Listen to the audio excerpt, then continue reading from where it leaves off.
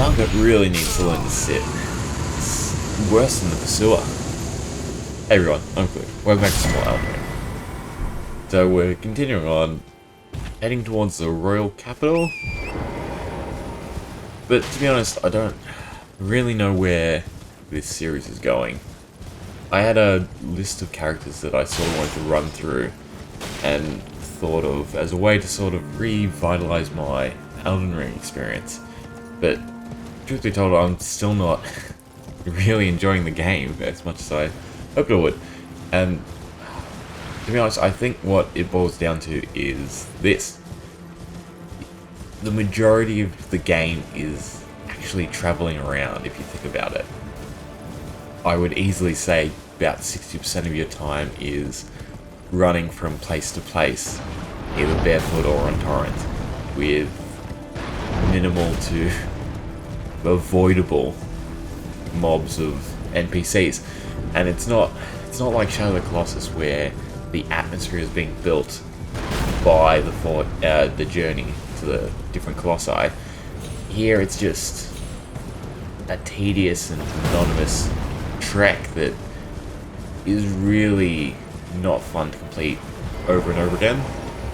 I can definitely see why PvP has such a big draw. Too bad internet sucks in Australia. And even fights, to me, are not reachable. They're not enjoyable.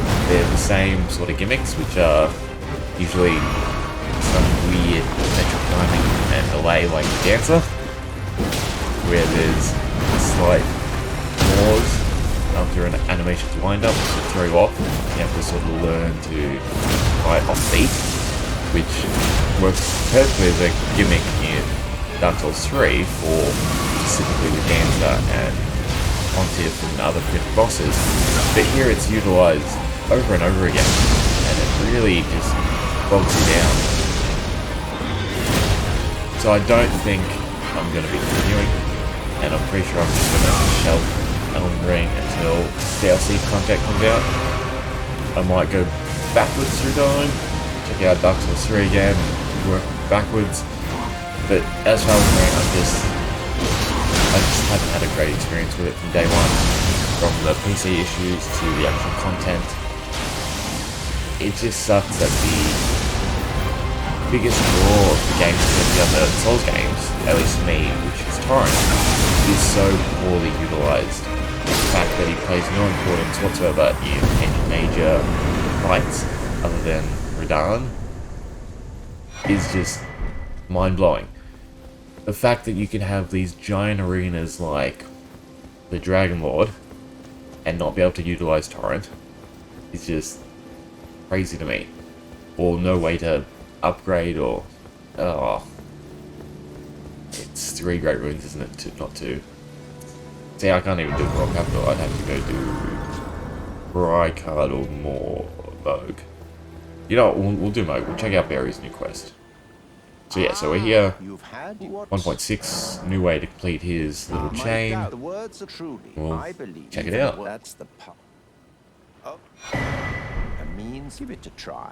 Because as long as we're offline, there should be an NPC. But yeah, no indication. I mean, I guess they couldn't really add dialogue lines in, I guess. Well, I'm sure in post it would be too hard, but... is there no markers? Okay, I'm gonna have to look up. Okay, so found it. It's all the way in the Atlas Plateau. Really curious why they didn't add one of the red markers or anything. This is the normal, like, not PvE, I was gonna say PvE invasion spots. This would have been, yeah, like the one for the Fallen Crater or any of the Volcano Manor ones. Just an indicator, I guess. If you didn't read the patch notes and you just talked to him, you'd have no understanding. I'm pretty sure he doesn't drop anything other than his weapon to sort of signify that he completes the quest. Anyway, found him. Wasn't too hard to find, thank God. So if you start at the top signpost, you just head up these stairs to the left. There's a few annoying dogs. There's signs Right here. Pretty good. It's on the other side of this plateau, which is a bit annoying to get to. But I suppose Moog is still meant to be pretty late. Anyway, we'll see what he's like. He probably uses the Beastal sorceries. Yep. He's any smart. You can just bait him. Really love Impaling Thrust. It's such a good Ash. It does great poise, decent tracking. There's really nothing else you need. Just Impaling Thrust, really. Alright, back to work.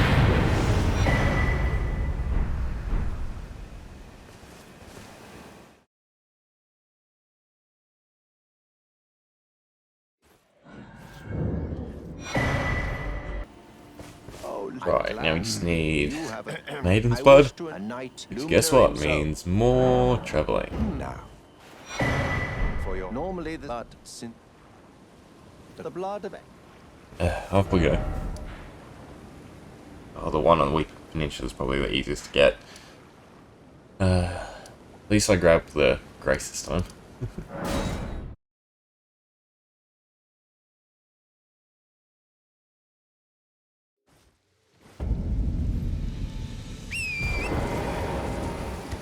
So much pointless travelling. Undead Maiden coming up. Father, please be safe. And back we go. If I could open my map.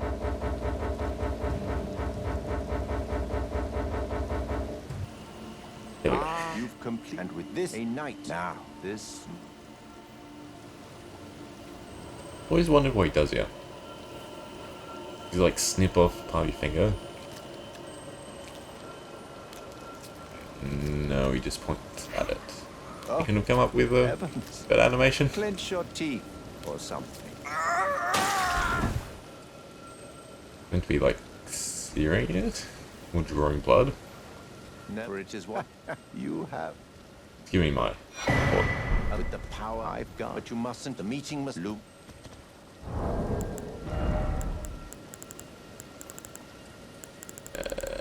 There we go. Off we go.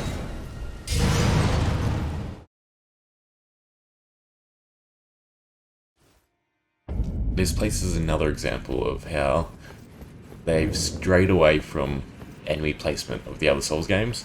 So they've done more ambient placement style. So all the enemies on this whole run up to Moog is essentially for theatrics. They play no real purpose. There's ones that run at you, obviously, but you wouldn't sit here trying to slice and dice your way through the monotony of all of them. And it's this style of placement where you're not constantly bogged down and have to fight your way through. That really sort of ruins the feel of the game, given how far everything's spaced apart. It's just a lot of dead areas where even as a casual player, you're prompted more to run through than actually, you know, pick off each enemy like you would in a normal Souls game.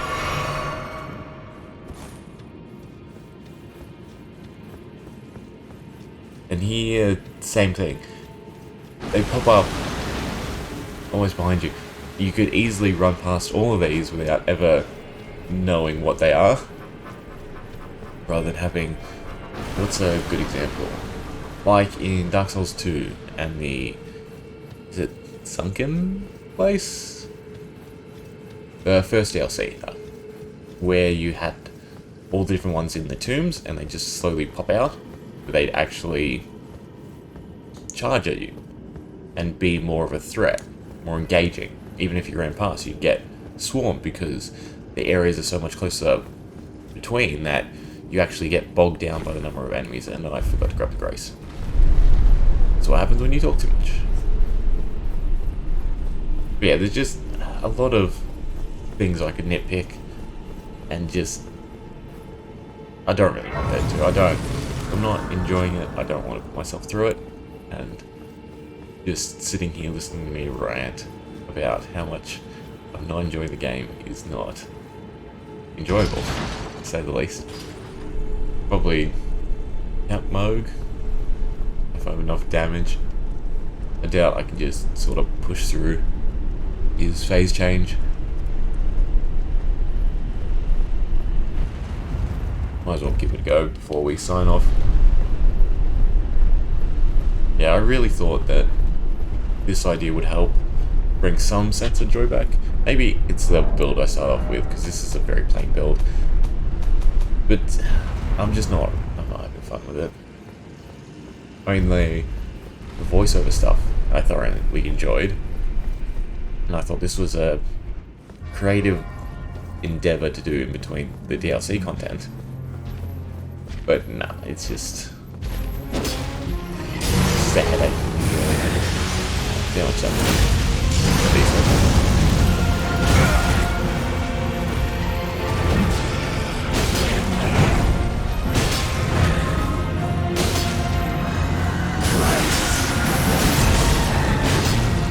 like, there's lots of fun things. Like obviously his Uno Do tray is pretty interesting. But then it's just a lot of the overlapping boxes that many bosses share. For instance, a sweep charge. I think you're meant to utilize obviously jumping, but visually there's not enough dynamicism to make it clearly show you, like, am I meant to jump over that sweep? Am I meant to roll? And also, we're not where a casual person could mentally assess that at the level needed to react in time. If you compare it to like Dark Souls 1, where you have the slow, readable attempts of your silent demon, and then Sith, whose whole moveset was revolutionary, and then when you got the DLC, Arcturus, who was even more insane, because it was this moveset completely contrasting everything else in the game. Whereas a lot of these NPCs have insane movements. This moveset right now is so similar to the kind of tree set we called at the start of the video. Sweep into a heavy overhead. Pull down of the spell with throwing the spell.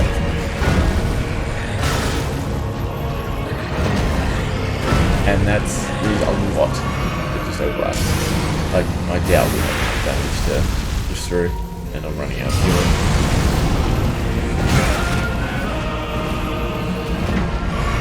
It doesn't feel like facing anything new. And the interesting bosses that do, pretty far away. And then there's the balancing of all the damage stuff. Like Ra Dragon and the Elden Dragon. Is the Dragon Dragon? Is mine and mine alone. This was expected. Both have such high holy resist that those full builds are cut, and they generally have a lot of physical resist that really, make the fight longer than it should be. Do I want to attempt? I probably don't know. I think this is where we will call it. So, thanks for watching. Hope you enjoyed the Elden Ring content up until now, and look forward to the DLC stuff. Yeah, thanks for watching.